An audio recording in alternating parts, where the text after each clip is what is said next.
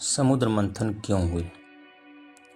समुद्र मंथन हिंदू धर्म की एक प्रसिद्ध और गूढ़ पौराणिक कथा है, जिसका उल्लेख मुख्यतः भागवत पुराण, विष्णु पुराण, महाभारत और रामायण में मिलता है। यह कथा देवताओं और असुरों के बीच हुए सहयोग, संघर्ष और अद्भुत चमत्कारों से भरी हुई है। इसका उद्देश्य था अमृत प्राप्त करना, वह दिव्य अमृत जो पीने से अमरता प्राप्त होती है।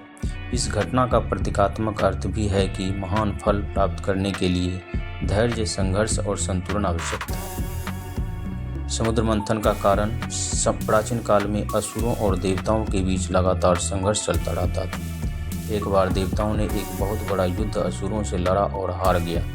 इसके कारण वो कमजोर और शक्तिहीन हो गए, उनकी शक्तियाँ छीन हो गई और वे मृत्यु के भय से व्याकुल हो उठे।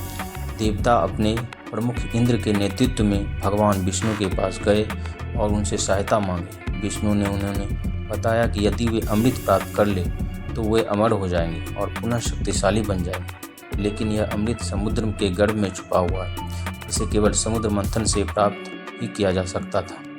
विष्णु ने यह सुझाव दिया कि देवताओं को असुरों के साथ मिलकर क्षीर सागर का मंथन करना चाहिए, क्योंकि यह कार्य अकेले देवताओं के बस की बात नहीं थी। हालांकि असुरों का स्वभाव कपटी था, फिर भी देवताओं ने उनकी सहायता लेनी स्वीकार की। मंथन की तैयारी। समुद्र मंथन के लिए एक विशाल मंथन दंड और एक रस्सी की आवश्यकता थी। मंथन दंड के रूप में मद्राचल पर्वत को चुना गया और रस्सी के रूप में वासुकी नाग को प्रयोग में लाया गया, जो भगवान शिव का प्रिय नाग था। जैसे ही मंथन शुरू हुआ, मंदराचल पर्वत समुद्र में डूबने लगा, क्योंकि उसे कोई आधार नहीं मिल रहा था। तब भगवान विष्णु ने कूर्म अवतार लिया और समुद्र के तल पर जाकर पर्वत को अपने पीठ पर स्थिर किया, जिससे मंथन कार्य आरंभ हो सका। मंथन से उत्पन्न वस्तुओं। समुद्र मंथन के दौरान कई चमत्कारिक वस्तुओं और देवताएं उत्पन्न हुआ।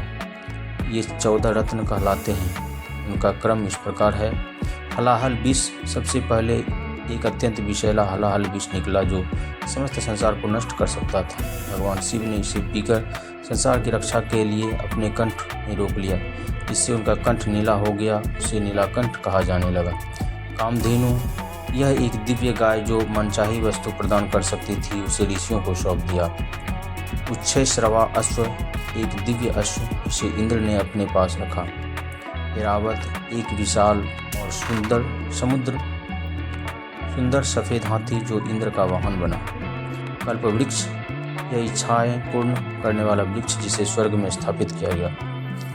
कौस्तुभमणि। यह एक अत्यंत कीमती रत्न था, जिसे भगवान विष्णु ने अपने वक्ष पर धारण किया। लक्ष्मी देवी। धन, वैभव और सौंदर्य की देवी लक्ष्मी समुद्र मंथन से उत्पन्न हुई और उन्होंने भगवान विष्णु को पति के रूप में वर्ण किया। वरुण। कुंभ। शंख, जिसे विष्णु ने धारण किया। धन्वंतरी। चिकित्सा के देवता, जो अमृत कलश लेकर समुद्र से निकले। अमृत कलश। सबसे अंत में अमृत कलश निकला, जिसे देखकर असुर और देवता दोनों उसे प्राप्त करने के लिए लालायित हो उठा।